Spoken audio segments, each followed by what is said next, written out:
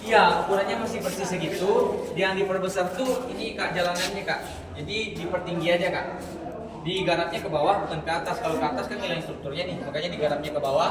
Bukan lagi tadi karena itu butuh kak. Dan ini juga nggak kelihatan karena udah banyak tempat kedudukan. Kita mempersingkat waktu belok kanan langsung menjerat sama dapur ya. Komi, siap sementara. Oh lagi bang. Ya gempa Padang yang masih Ada barang itu pelarian saat dikejar sekutu. Sangat roboh atau sangat kuat. Jadi bagian dari gua Jepangnya nggak ada yang roboh, hanya rangka semen yang dilapisi tenda aja. Bisa. Dia juga tembus ya ke sana. Tanah Jepang. Ini tanah disebut dengan tanah cadas. Kenapa tanah cadas? Tanah cadas ini tanah yang bercampur batu. Jadi semakin terkena air, di tanah semakin kuat atau semakin kokoh. Dan intannya juga mengandung unsur intan. Kak, kita lihat hasil kelihatannya. Cuma sayang, intannya hanya 0,2%. Coba ada 0,4%. Dua lagi ya, ini bisa dihasilkan menjadi intan. Nah, tapi tidak bisa dihasilkan jadi intan, makanya jadi objek pariwisata kak. Kalau tidak mungkin udah jadi tambang intan. Ya, silakan. Nah, kalau ketika saja di tiap gelombang ini dia terobor nih kak. Atasnya hitam kan kak. Nah ini dari di atas obor tadi kak. Mana di center, Kak? Pembakarannya hitam gitu kak. Oke, ya, silakan kita jalan kak. Dia ditutup. Ya, sekarang sudah nggak bisa lama-lama lagi. Oke, sebelumnya kakak harus tahu kalau ini besi ya kak ya. Ini besi ini tahun 2003. Jadi Pemda yang punya, bukan Jepang ya. Ini tanahnya udah tinggal segini, kenapa? Aslinya penjara bawah tanah ini mempunyai panjang 35 meter seperti L. Seperti L nih kak. Jadi kenapa tinggal segini? 1946 pertama kali ditemukannya lubang Jepang ini, itu ada ribuan tulang belulang manusia di bawah sini. Jadi seluruh tulang belulang manusia tadi itu nggak tahu dikuburnya di keluarganya siapa. Makanya mereka semua tuh dikuburnya di dalam sini. Jadi 35 meter seperti L ini ya bang kakak, itu tuh udah jadi kuburan massal Romusa orang Indonesia yang dipaksa kerja buat gali lubang Jepang ini. Ya, makanya sisanya segini. Kalau penjara bawah tanah ini dulu difungsikan Jepang untuk mengurung para Romusa yang membangkang atau melawan sama Jepang. Mereka dikurung bukan dibiarkan aja seperti penjara kita ya. Melainkan mereka itu disiksa habis-habisan hingga mereka sekarat. Setelah mereka sekarat, mereka akan diseret untuk dilakukan eksekusi di dapur sini kak. Ayo, ini dapur. Ini ada Tulisan dapur. dapur ini hanya kamuflase atau pura-pura aja, hanya pengalihan. Di balik dapur ada tempat eksekusi atau mutilasi. Masuk. Oh, itu pintu. Coba aku. Ya, iya. Ceritakan ya. Bang.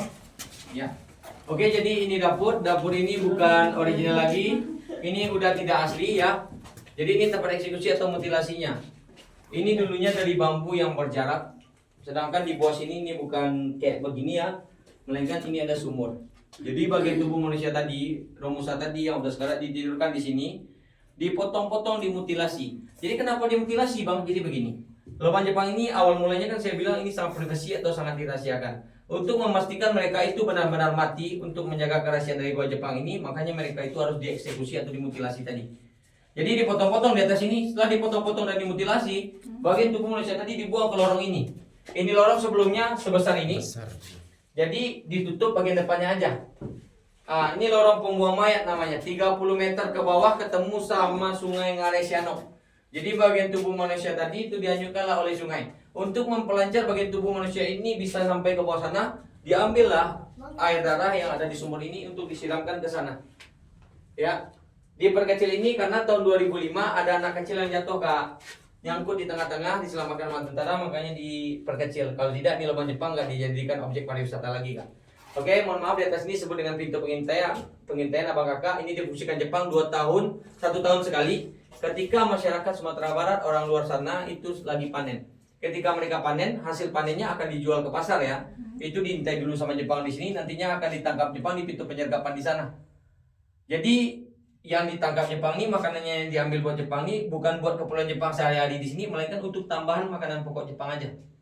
Ya, boleh lihat dinding ini enggak asli kak. Melainkan di balik ini ada yang seperti ini, ada yang seperti garis ini kak. Cuman berwarna merah.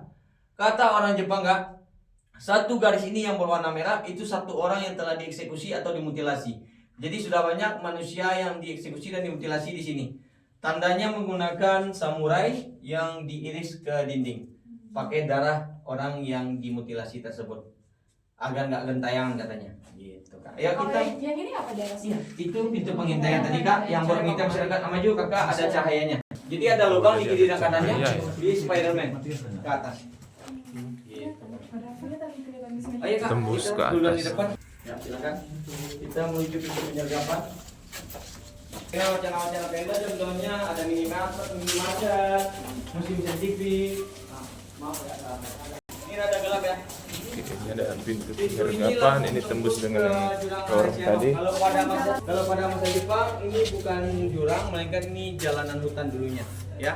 Jadi masyarakat Sumatera Barat yang membawa hasil panen tadi yang ingin mereka jual ke pasar itu nantinya akan dihadang atau disergap Jepang di pintu penyergapan ini.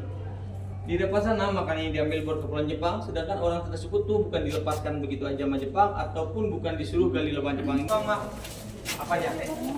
Apalagi dia tidak sudah. Maaf ya saya. Ini juga tembus dengan lorong tadi. Kadang bang di jam kadang. Ini juga tembus. Jadi buka itu lubang Jepang itu bang.